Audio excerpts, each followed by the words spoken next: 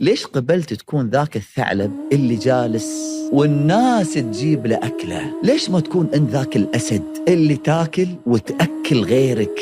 القناعة متى تأتي؟ بعد بذل الوسع. أخذت بكل الوسائل لإنجاح هذه الفكرة لكنها لم تنجح. أنا هنا أسلم، أقول الحمد لله على كل حال. لا أسلم في بداية العمل، لا أسلم في نص المشوار، أسلم بعد بذل الوسع.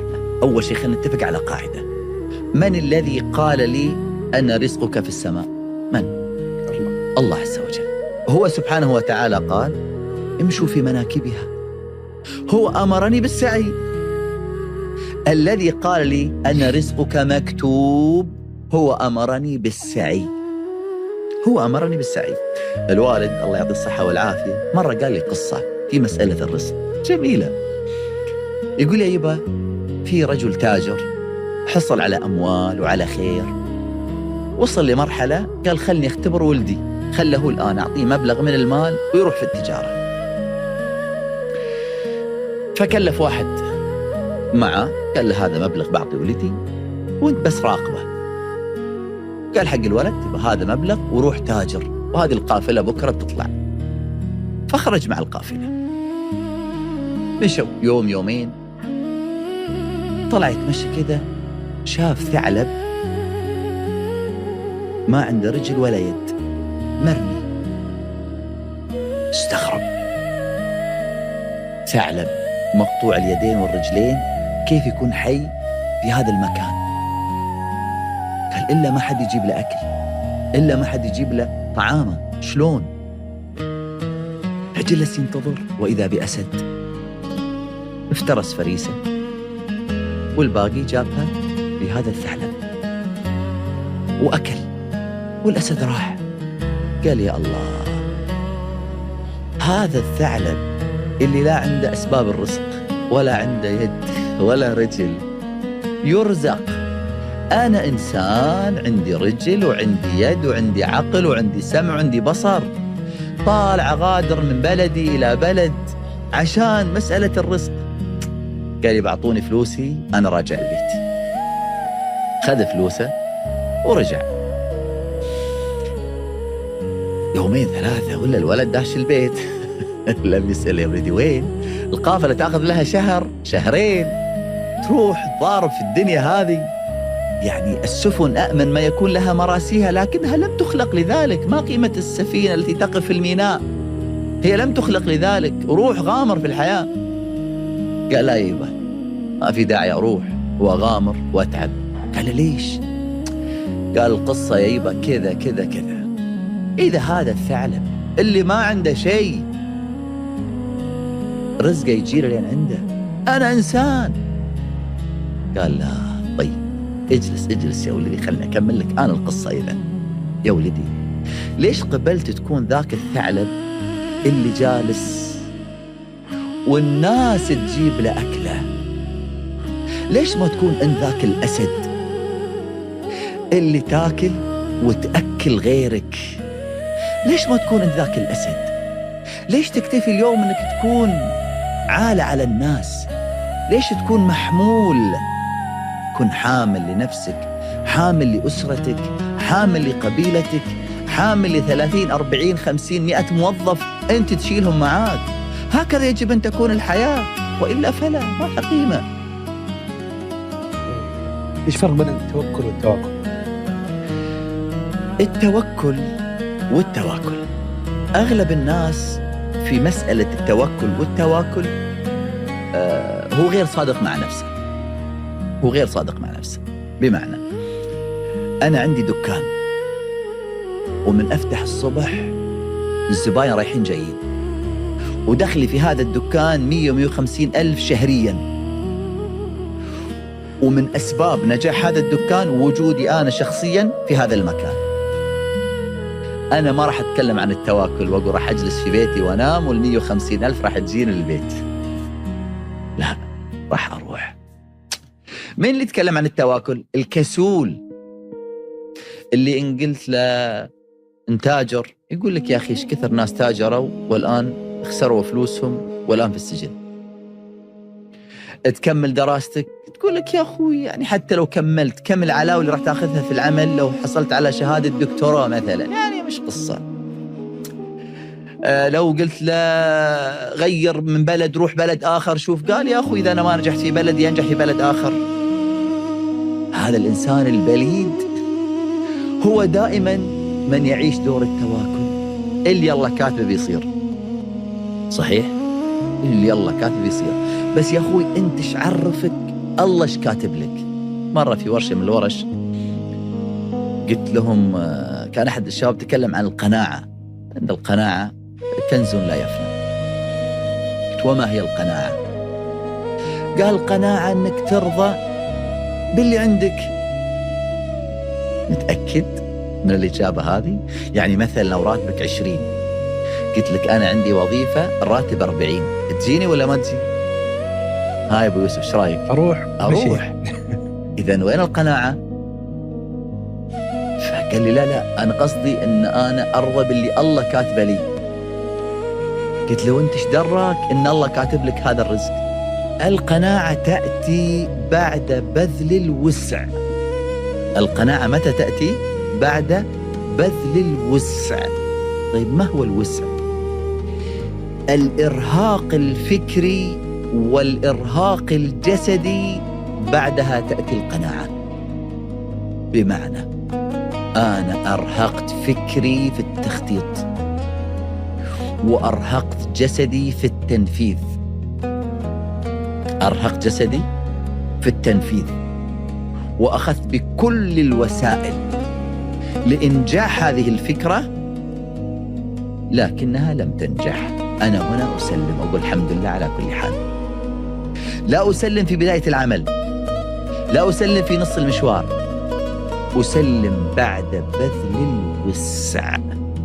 إيش هو الوسع؟ هذه قصة رمزية، أن مزارع يحرث في أرضه، وإذا بحمامة ضعيفة تأتي وترمي بنفسها على الأرض وترفع رجليها إلى السماء. فالمزارع يقول إيش الموضوع أيتها الحمامة، أيها الطائر؟ فقالت الحمامة أما سمعت يقولون أن السماء ستسقط على الأرض؟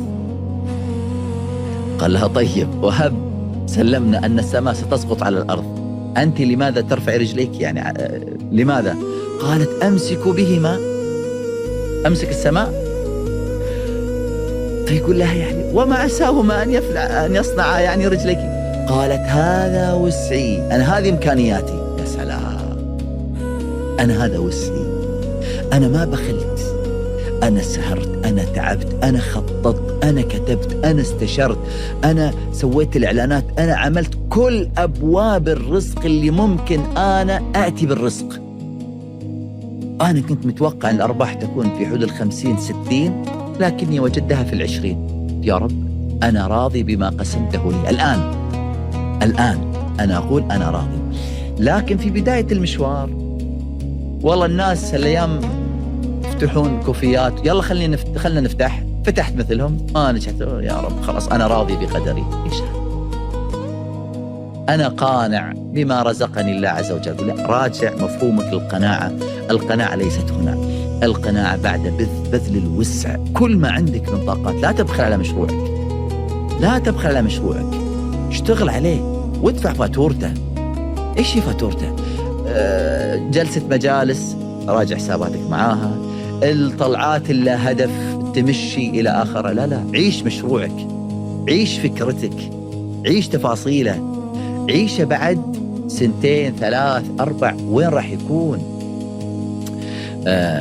ديزني لاند هذه المدينة الكبيرة بفروعها العالمية، جالسين أحفاد المؤسس في اجتماع مع مجلس الإدارة، فيقولون يا ليت أن الأب المؤسس اليوم حي ويشوف كل هذه الفروع في العالم.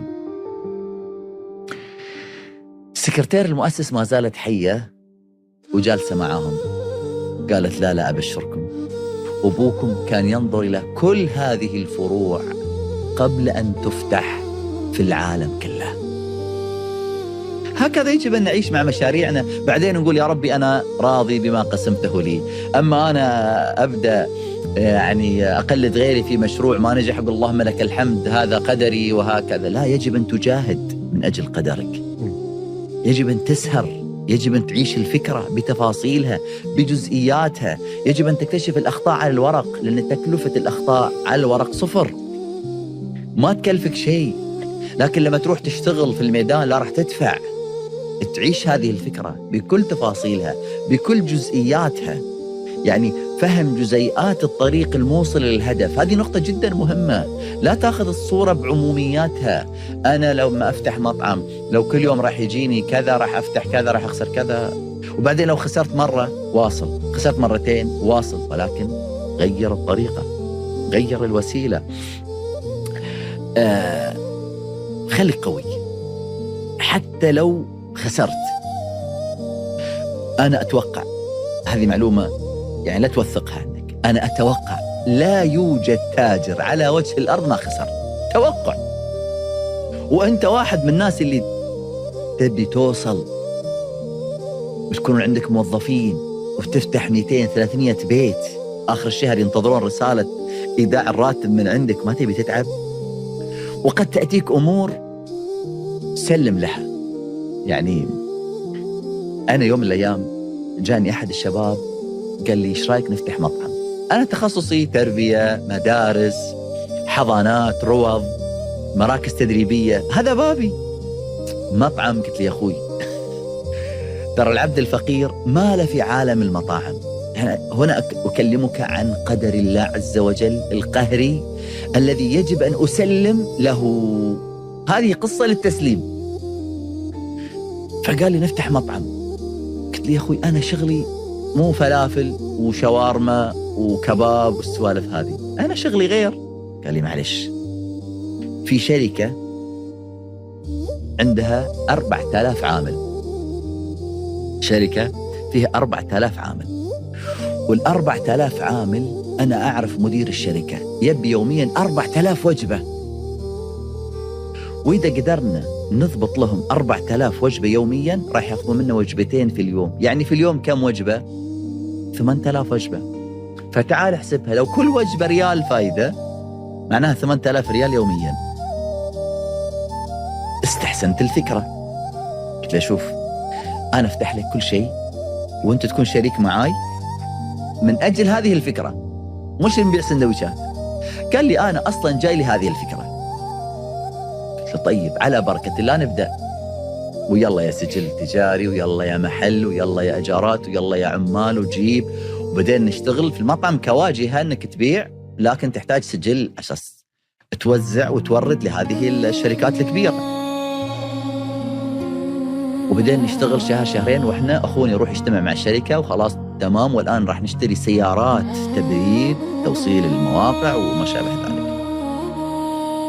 سبحانك ربي ما صار اجتماع بيننا إحنا الثلاثة، شريكنا مع الشركة رايح جاي، وإحنا ناخذ الأخبار من عنده كونه هو همزة الوصل. سافر شريكنا هذه السفرة، نزل من المطار، نزل الفندق، نام، كانت نومته الأخيرة توفي فيها. جانا الخبر رحمة الله عليه فلان توفي. جلست أبي أوصل الآن وين الشركة اللي تبي تشتغل معانا، أنتظر حد يتواصل معاي، اللي كان يتواصل معه اللي توفى رحمه الله رحمة واسعة ما في. شوف اللي جالس ينتظر، بس مع انتظاره قاعد تدفع 600,000 ريال دفعناها في هذه الفكرة. 600,000 ريال دفعناها في هذه الفكرة. هنا أقول أسلم لأنني لا أستطيع أن أفعل شيء. هنا التسليم، هنا سلم. يعني أنا أخذت بكل ما أستطيع من أسباب، ولكن قدر الله وما شاء فعل، والحمد لله على كل حال.